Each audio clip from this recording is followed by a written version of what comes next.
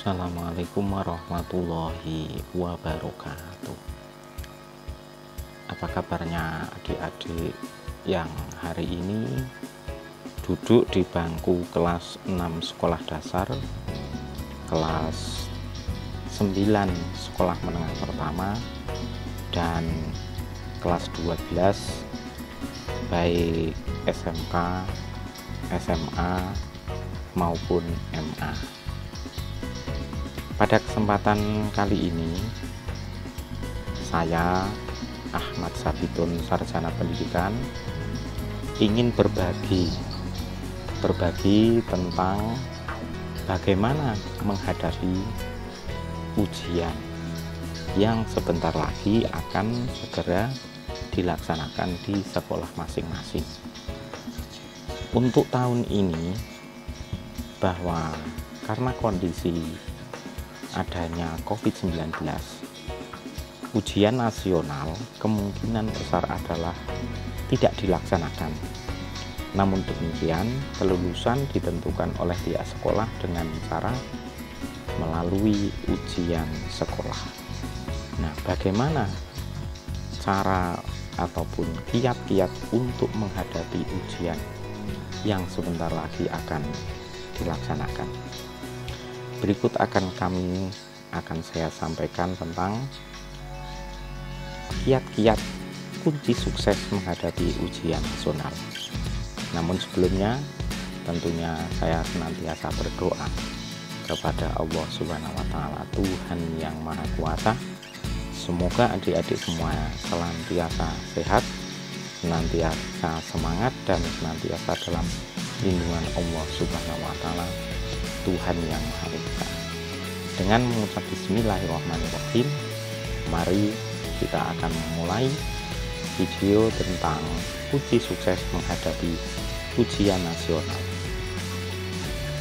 Sukses menghadapi ujian nasional ini dalam pelayanan bimbingan dan konseling masuk dalam bidang pengembangan belajar,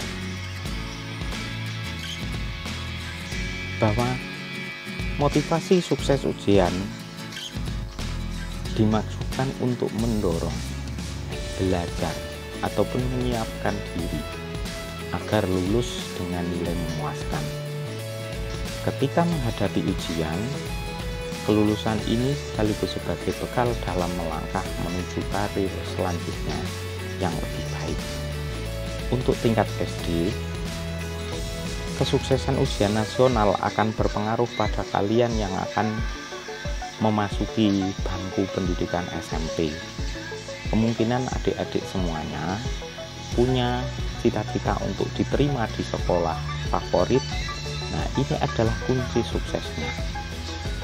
Adik-adik yang duduk di bangku SMP tentunya mungkin punya cita-cita untuk diterima di sekolah menengah atas favorit maupun di sekolah menengah kejuruan favorit.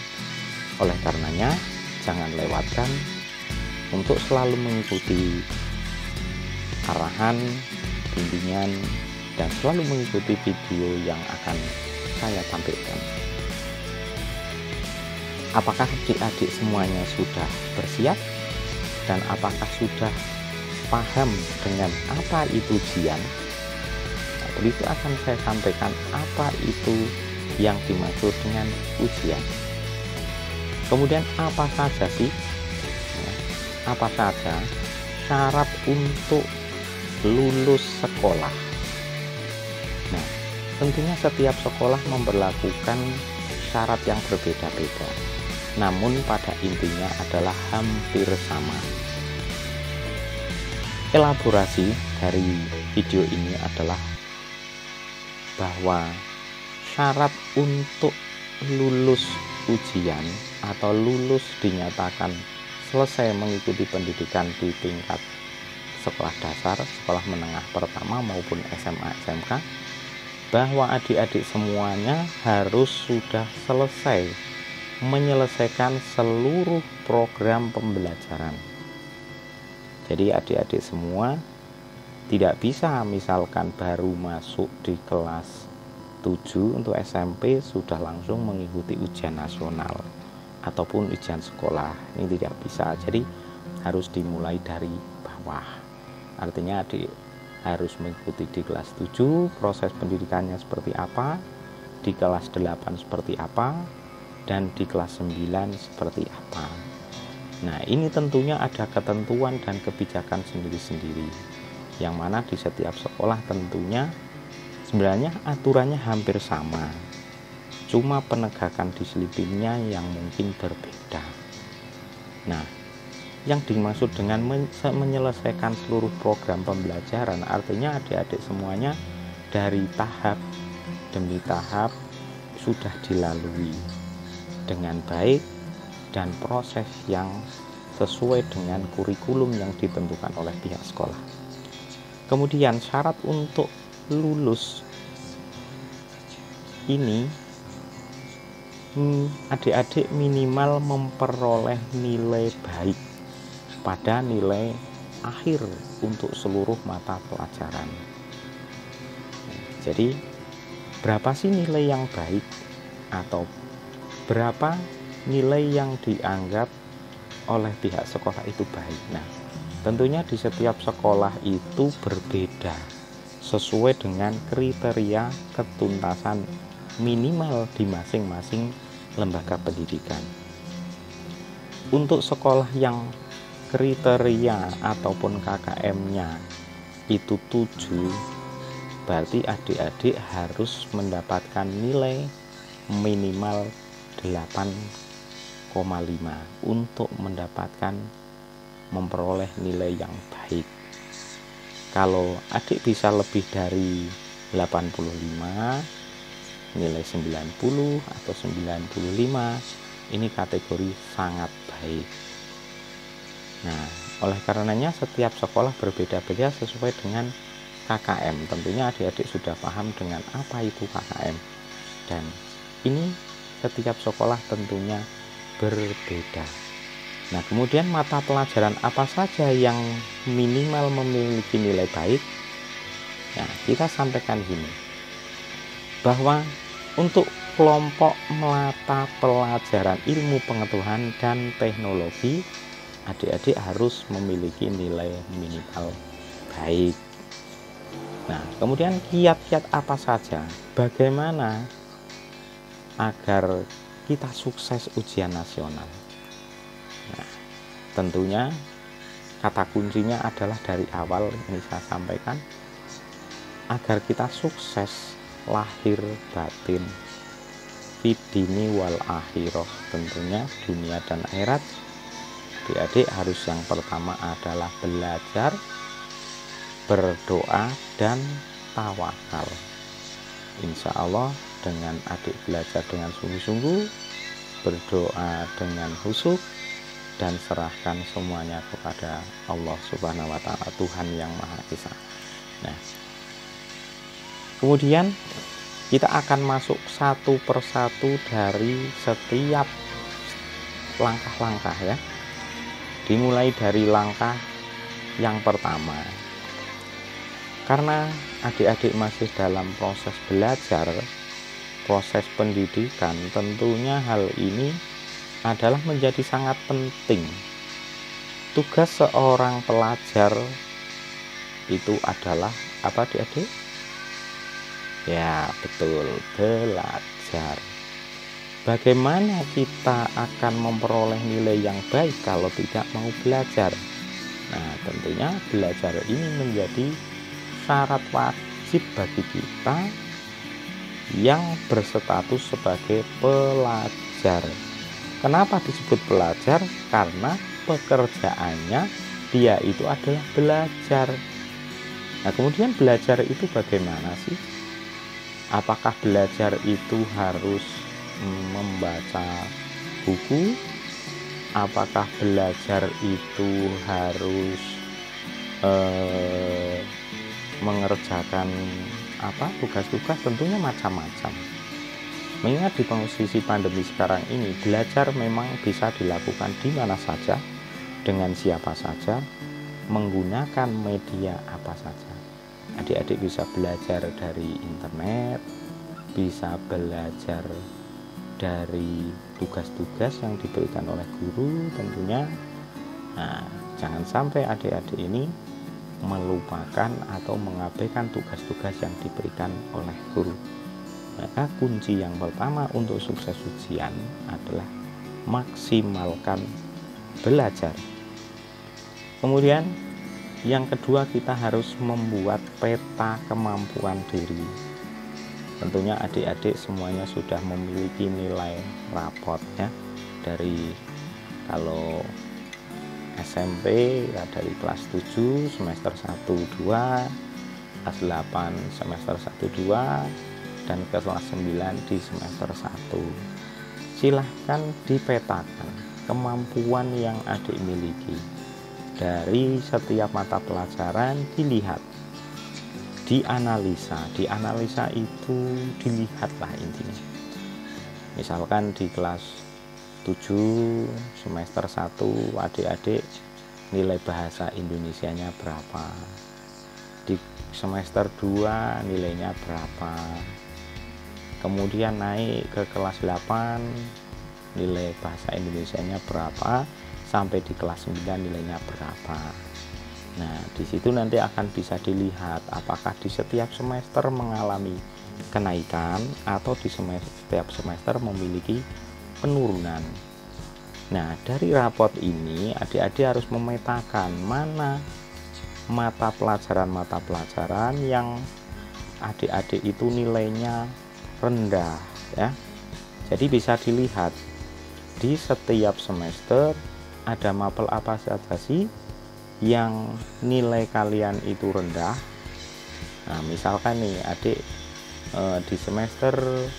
di setiap semester atau di beberapa semester adik-adik punya nilai rendah di bahasa Indonesia atau di matematika.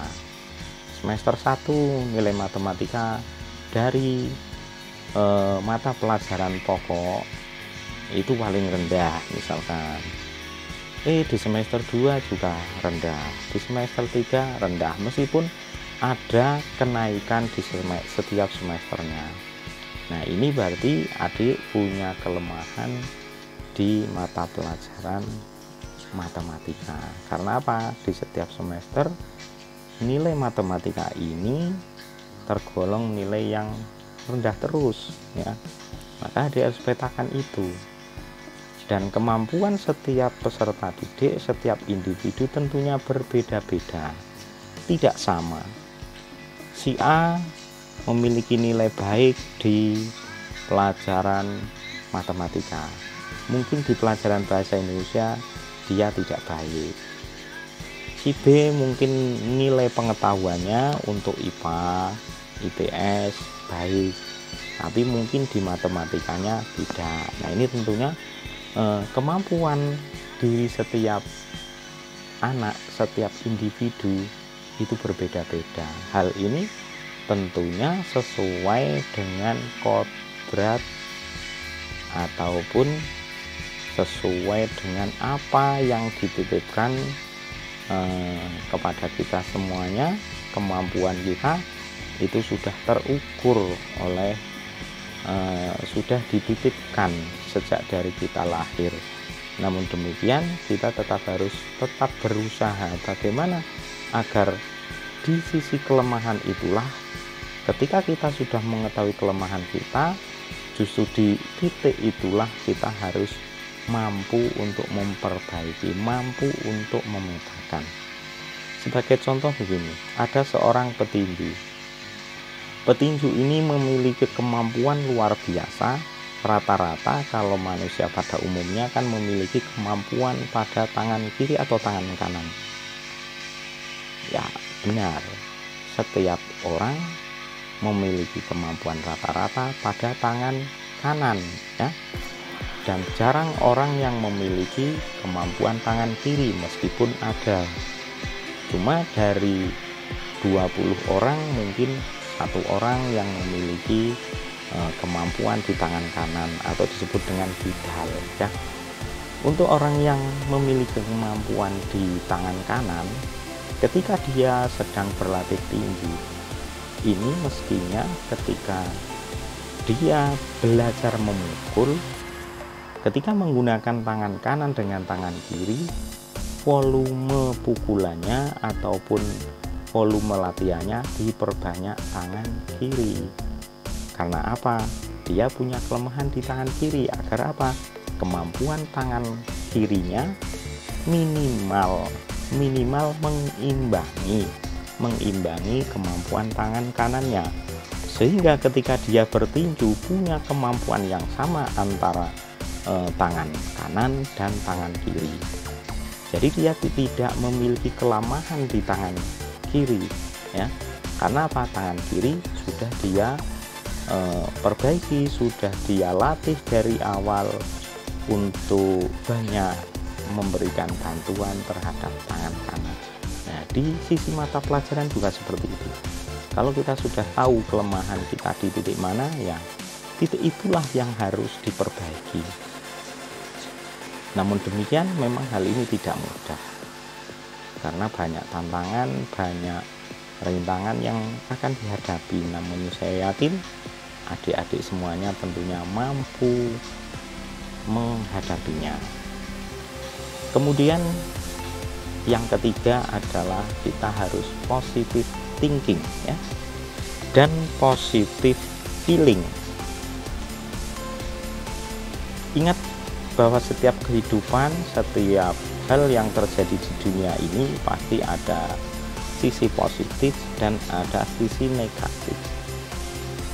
Semuanya saling berkait, ada siang, ada malam, ada pagi, ada siang, kemudian ada gelap, ada terang, ada positif, pasti ada negatifnya. Nah, sebagai seorang manusia yang dikodratkan oleh Tuhan, oleh Allah Subhanahu wa Ta'ala, untuk menjadi khalifah di muka bumi ini, sudah seharusnya kita itu belajar untuk selalu positive thinking atau berpikiran yang positif. Ingat bahwa di dalam pikiran positif akan menimbulkan, akan memicu banyak kebaikan, ya. Jadi di setiap pikiran positif kita, di situ akan melahirkan gagasan-gagasan menuju ke kebaikan. Dan di pikiran yang negatif, tentunya di dalamnya akan menimbulkan banyak hal-hal yang bersifat merugikan ataupun bersifat tidak baik. Nah, oleh karenanya senantiasa berpikir positif thinking ini adalah menjadi menjadi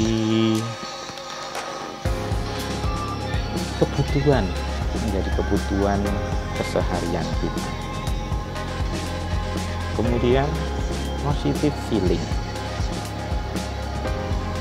istilah dalam agama dikenal dengan husnudzon. Husnudzon itu berprasangka baik. Ingat, ketika kita berprasangka baik, insya Allah, ya, hal yang terjadi akan baik pula. Tapi kalau kita berprasangka buruk ataupun memiliki sifat suudzon, ini bisa jadi akan memicu hal-hal yang negatif akan masuk ke dalam pemikiran kita, ke dalam kehidupan kita. Oleh karenanya berpikiran positif, kemudian memiliki pandangan yang positif adalah menjadi satu keharusan. Apalagi kita sebagai manusia hidup di dunia ini hanya sebatas menjalani apa yang menjadi kodratnya Tuhan, apa yang menjadi kodratnya Allah Subhanahu wa Ta'ala. Namun demikian kita tetap harus berusaha, ya. Kemudian ketika nanti sudah menghadapi ujian, kita sudah dalam posisi berperang.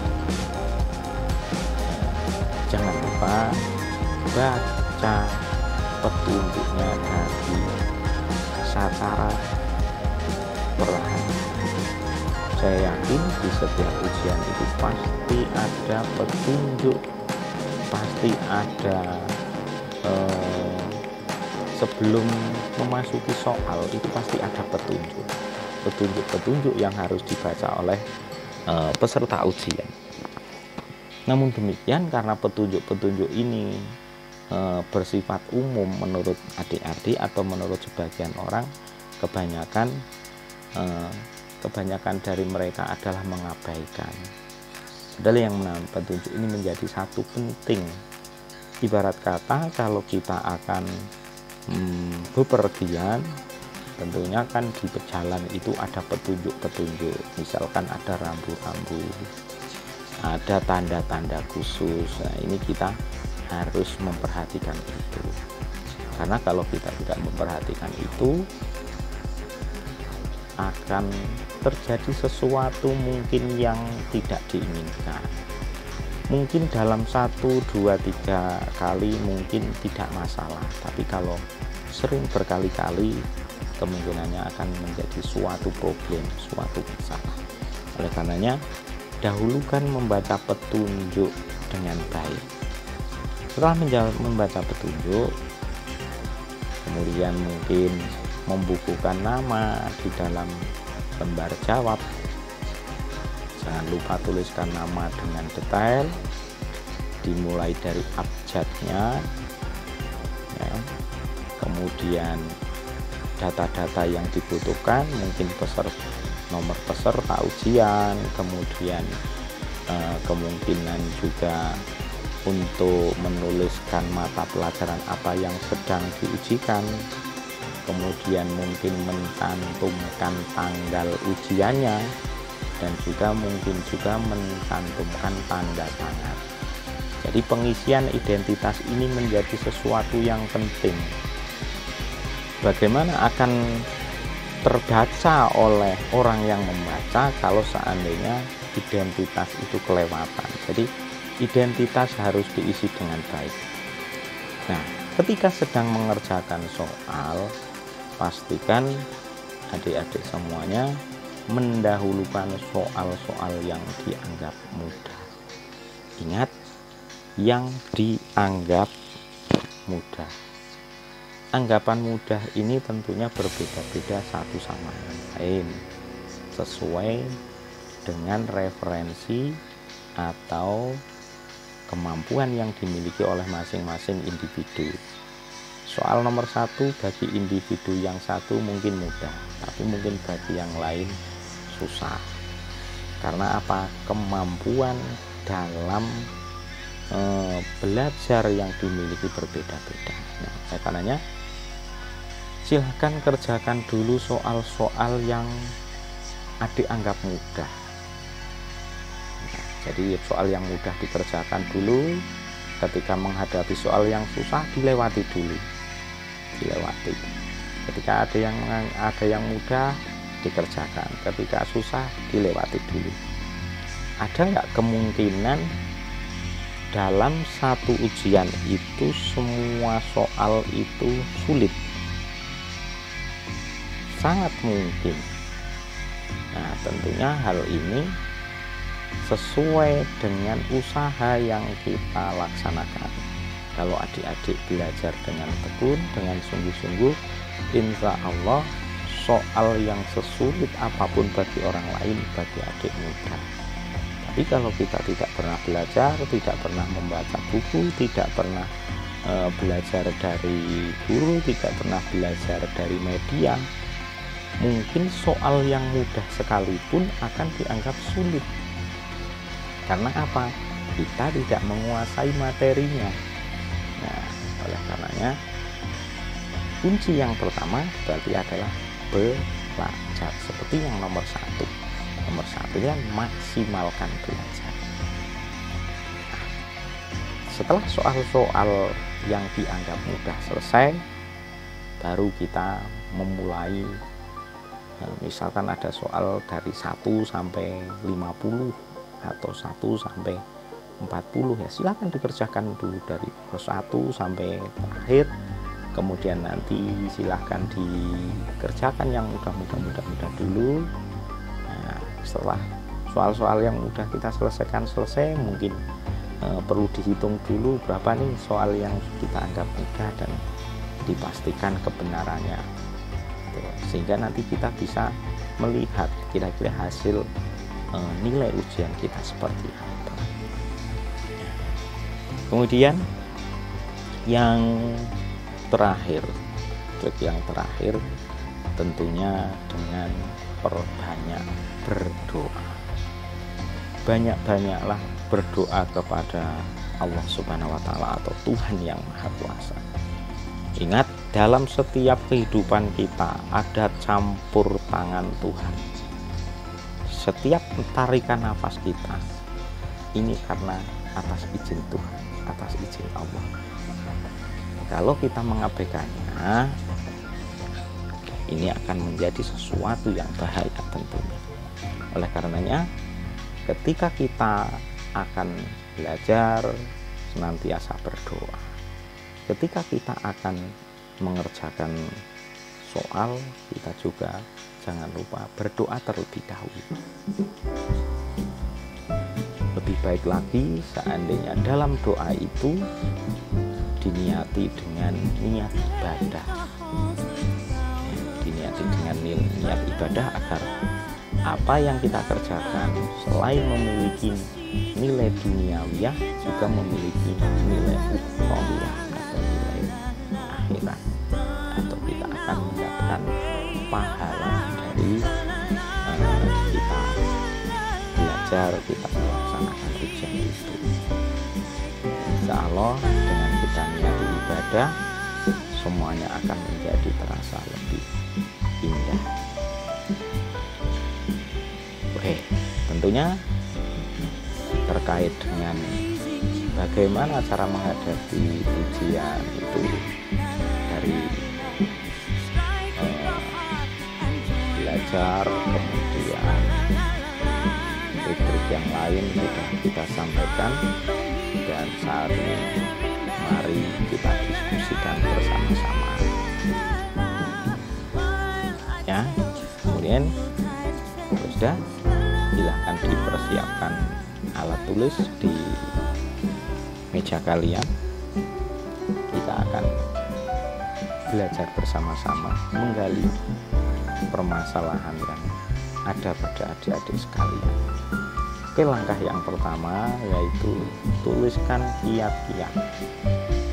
Kalian bisa menuliskan kiat-kiat apa sih yang bisa menjadikan kalian itu sukses menghadapi ujian. Silahkan ditulis dari A sampai Z. Silahkan cari referensi dari sumber-sumber yang lain, mungkin dari video yang lain, mungkin juga dari orang-orang yang sukses pernah menjalankan ujian itu. Jadi kita bisa bertanya kepada siapapun. Jangan malu untuk bertanya kepada orang yang lebih sukses dari kita.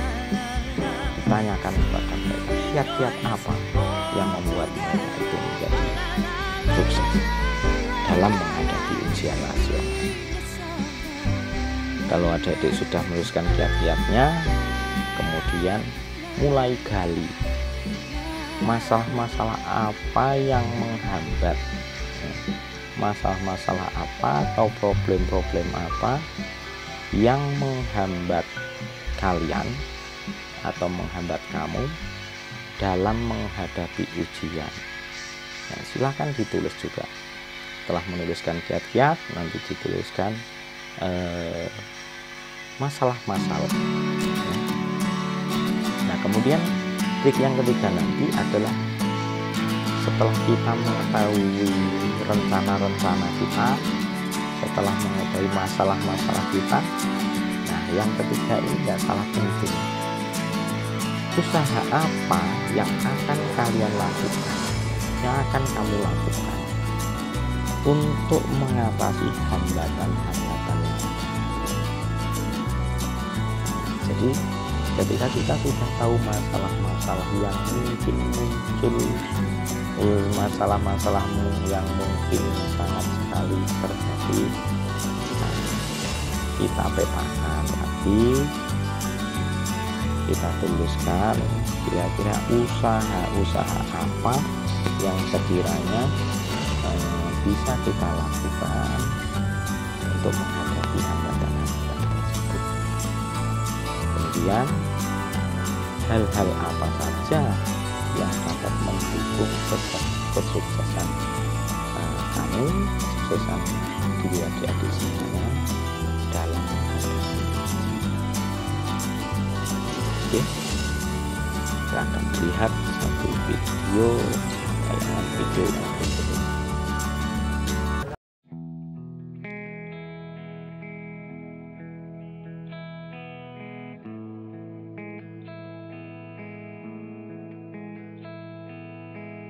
Oke, untuk selanjutnya kita akan memasuki detik-detik pertemuan akhir tentang kiat-kiat menghadapi ujian, sukses menghadapi ujian.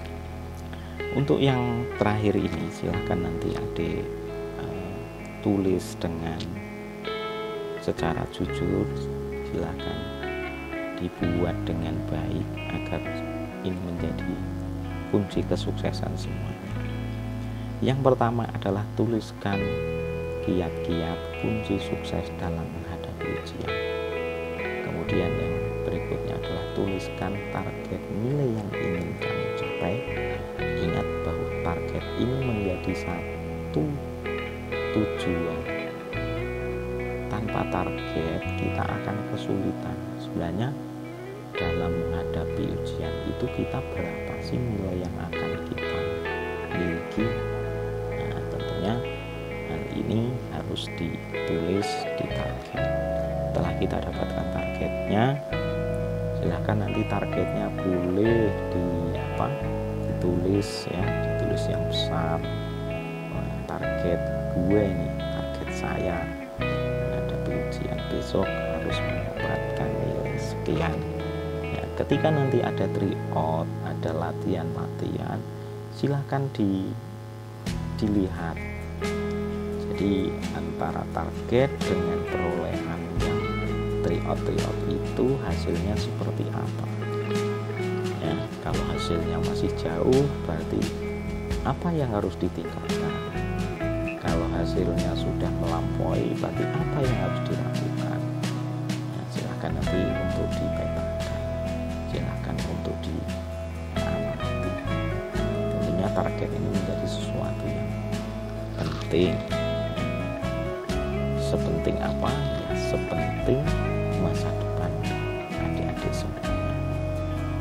Kemudian juga buatlah slogan. Slogan itu jingle ataupun satu kode ya. Misalkan slogan yang memotivasi diri dalam menghadapi ujian, misalkan tulis slogan tiada hari tanpa belajar misalkan, atau belajar itu lebih penting dari yang lain, atau mungkin ke slogan yang lain, misalkan time is study ya, tiada waktu tanpa belajar. Nah, tentunya slogan-slogan ini tidak hanya menjadi slogan belaka, tetapi harus diwujudkan. Apalah artinya time is study, waktu adalah belajar, kalau waktu kita tidak banyak digunakan untuk belajar. Ada istilah orang tua juga mengatakan kalau orang-orang yang sudah berkeluarga ataupun yang sudah tidak menikmati bangku pendidikan, tentunya slogannya sudah berbeda. Mereka biasanya rata-rata adalah time is money ataupun waktu adalah uang. Nah, ternyata slogan ini tidak hanya menjadi satu yel-yel ya, tetapi harus diwujudkan. Apalah artinya time is money kalau ternyata waktunya banyak digunakan untuk sesuatu yang tidak menghasilkan uang. Time is study adalah waktu yang mestinya banyak digunakan untuk belajar, sama dengan time is money. Time is money adalah waktu yang senantiasa dipergunakan sebaik-baiknya untuk bagaimana menghasilkan uang, ya. Nah, tentunya kalau kamu sudah lulus, kalian sudah lulus, tentunya tiada lain bahwa kalian akan mendapatkan kesenangan yang luar biasa.